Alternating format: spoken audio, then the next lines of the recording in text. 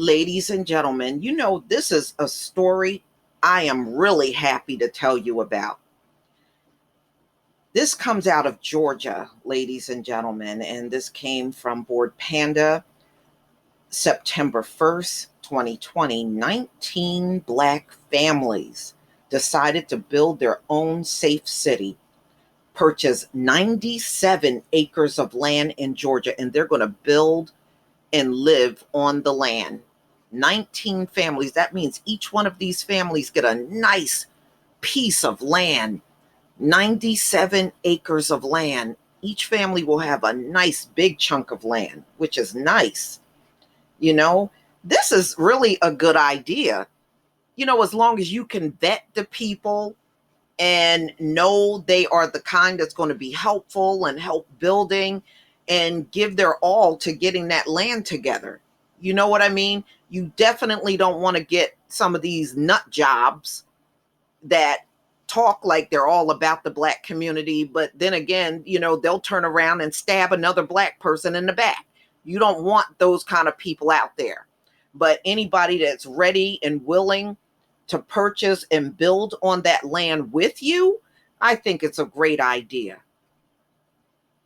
So, in the middle of the protest of police brutality and a pandemic, 19 Black families have joined forces and purchased 96.71 acres of land in Toomsboro, Georgia. They plan to build a new safe city there. Good for them. Good for them. And I hope they pull it off too. Ashley Scott, a Georgia-based realtor, started the Freedom Georgia Initiative with a few like-minded people in an op-ed for, so Scott explains that the idea came after the death of Ahmaud Arbery, a Black man that was killed by a group of white men while out jogging. I was concerned at times, distraught. For the first time ever in my life, I felt disempowered.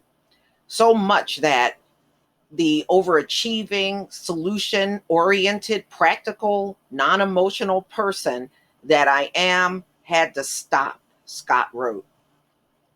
I sought counseling from a Black therapist, and it helped. It helped me realize that what we as Black people are suffering from is racial trauma. We are dealing with systematic racism. We are dealing with deep-rooted issues that will require more than protesting in the streets. It will take for us as a people, as Atlanta rapper and activist Killer Mike so eloquently put, to plot, plan, strategize, organize, and mobilize. So that's what I and my good friend Renee Walters, an entrepreneur and investor, did. That's a great idea. They need to make that private property. And when they get it done, fence that whole area in, make it a gated community and make it private. There are many out there. Together, they began to look for ways to change the world for the better in whatever way they could. We wanted to make some kind of difference that could ensure the safety of our Black sons and husbands when they went out about their, with their lives. It is very nerve-wracking in this society, because that's true. Black men and Black boys are always the main target. You don't have to do anything wrong in America to end up in jail. See, these folks always want you to believe, oh, well, you had to do something. No, you don't have to do nothing in America to end up in jail. Just like you don't have to do nothing in America for a Karen to walk up to you and start some mess. You don't have to do anything wrong. You could be just walking and minding your business, and some suspicious person, she's calling the cop, some suspicious person is walking down the street. That's all it takes. No crime has to be committed. And when we see these Karen videos, I have yet to see one crime. I have yet to see one. Okay. All right. So we wanted to do something to amass Black power to affect real change. Well, this certainly will. Shoot, having your own land and doing whatever you want on that land, no, that'll empower you for sure. We considered the reality that even in Atlanta, with an exceptional Black woman like Mayor Keisha Lance Bottoms, yeah, whatever, there was no respect for the humanity of Blacks, Scott continued. Even with Erica Shields, a Black woman chief of police at the helm, there was the murder of Rashard Brooks. No, I can tell you right there, having a Black chief of police doesn't change anything as far as what happens to us out on the streets. It doesn't change anything. It never have, it never will. We can see there is something much deeper happening. Politics, as usual, isn't the answer. Right. Politics, unfortunately, don't go far enough in the things that the Black community needs. It doesn't. I mean, we can vote all day and all night, but if there are not policies in place to help us, there's nothing that's going to change for us as far as our daily life is concerned. And we know just from history when these politicians get in office, they suddenly don't know who we are. Okay. The group joined several Facebook groups discussing building Black cities and new Black Wall Streets. And it turned out there were more people who shared the same uh, desires. Yeah, there are. And there's really more beyond the 19 families. It was clear to me that developing new cities was necessary because these old ones, even with strong Black leadership, have too many deep rooted problems. Yeah, she's right about that. As a realtor, Scott had been sitting on zoning and city council meetings. At first, I attended wanting to get a few new clients, but seeing the progress of the newly created city of Stonecrest, Georgia, inspired me. It motivated Scott to look more deep into local politics and how cities are created. My research into cityhood gave me insight that this is how we change the communities and build real Black power. Black power comes from wealth, Scott explained. Wealth is created through cash flow and assets. Who has more cash flow and assets than governments? Where does the cash flow come from? Taxes and bonds. Who pays taxes? Landowners. Who run governments? People.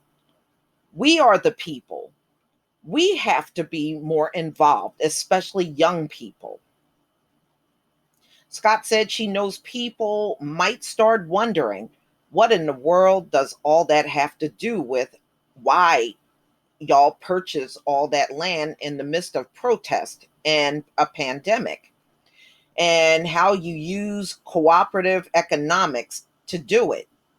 According to her, everything. The land don't look bad. It's just, it's got an overgrowth and everything, but a lot of land in this country started out that way until people started, building on it. Okay, we figure we could try to fix a broken system, or we could start fresh. Start a city that could be a shining example of being the change you want to see. We want it to be more involved in creating our lives. We really want for our Black families. And maybe, just maybe, some generational wealth for for your children, of course. That certainly will create it. Land is everything because you can do so much on that land. And without it, you really nothing without land. So I like what these folks are doing.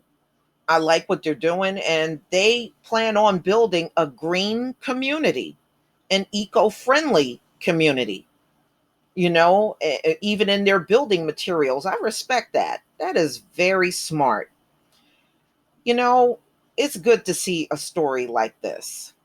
And you never know, maybe many more Black people can group together and can follow this example.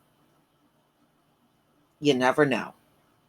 you know but at least they're trying. I can give them that. At least they are trying to do something about their situation. And it's a bad situation for Black people in America. It has been for a long time, and it's not going to change as long as you got the same people in power. We're going to be just living through this cycle of protest and police killings, and all kinds of atrocities happening over and over. You got to do a changing of the guard in order for anything to change for us as a people. You know, a change in America is long overdue. One globally, even better, you know. But y'all tell me what you think.